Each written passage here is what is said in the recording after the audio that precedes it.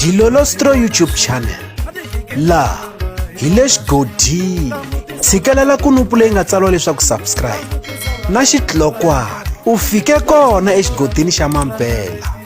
hi bombisa ririmi reru swi tikomba Manyangatsi ari ku xaveleleni eka Gagash leswi swi landza ku va hi siku ra 29 Dzivamisoko eka lembe ra 2023 a ku ri na gig eka Malamulele erivaleni ra mitlangu leyi a ku ri gig ya all white party naswona eka gig leyiwani Gagash u kumeke a phahlela na Marieta na murhangaphandla endzhaku loko a ta va bifuwini hi N'wendzamhala se ku vi na swithombe leswi nga jikajika laha Gagash na murhangaphandla a va ri swin'we va karhi va hlekelela swin'we kasi hi tlhelo hi n'wi vona Gagash a karhi a cina hi tinsimu ta murhangaphandla a kombisa ku va a ti tsakela swinene hi voni hi siku leri tlhandlamaka Manyangatsi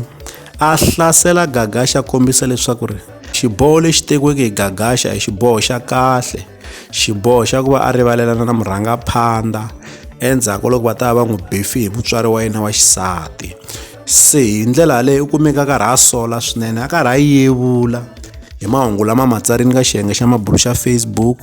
laha hi nga vona Gagash na yena a angula eka hungu leri nga tsaliwa hi Manyangatsi hikuva a endla minkandziyiso eka xiyenge xa mabulu xa Facebook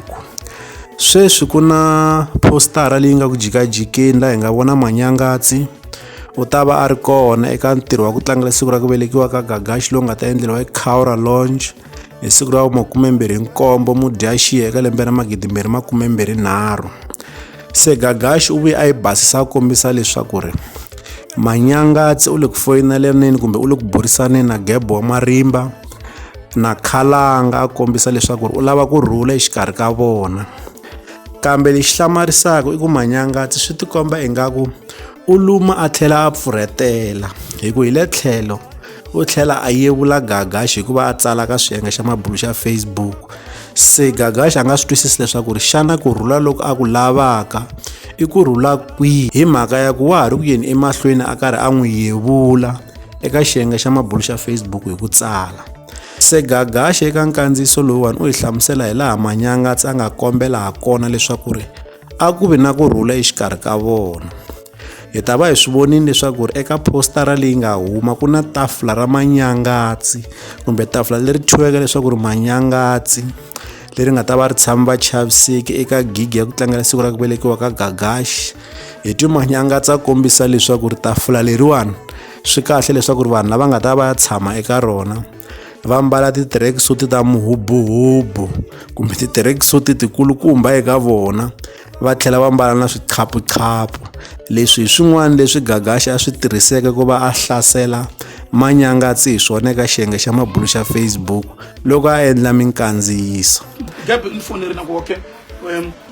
Manyangatsi u lava peace now I don't know what kind of peace I've never spoken to the boy lo stand up photo wa ku ndlela va ri ndla va ri English poster jiki lo ku ndruketeleni again I don't know what's happening what kind of peace is that ingevulu kwa yena a ngeteleni tlhela ta ndruketela it doesn't make sense already on leswi nga swi vulavula swa kahle hi mina but anyway I don't take Manyangatsi serious man swi la ku munhu wa Gebe na Khalanga mina for mina ti kola ti ta n'wi nyika na kasi munhu wa budget ta n'wi nyika na 12 ta va kha jikajika na tikhamera kola hi n'wi tsemisana misisi after gig ya mina ta n'wi tsemisana misisi ta ku tsemisana misisi xavela ti-tracksuit ta ku ringana ta ya cina kola a yi ku zoni nge na problem na wena leswi hala ta avelana na n'wina eka Dilolostro YouTube channel loko mi nga se subscribe eka channel ya hina hi kombela nseketelo wa n'wina eka n'wina mi nga subscribe hi ri xandla ehenhla ka xin'wana xandla nseketelo wa n'wina hi wu khensa hi tlhela hi vuyelela laha ka Dilolostro YouTube channel hi le xigodini leyi i channel ya n'wina ya Gagash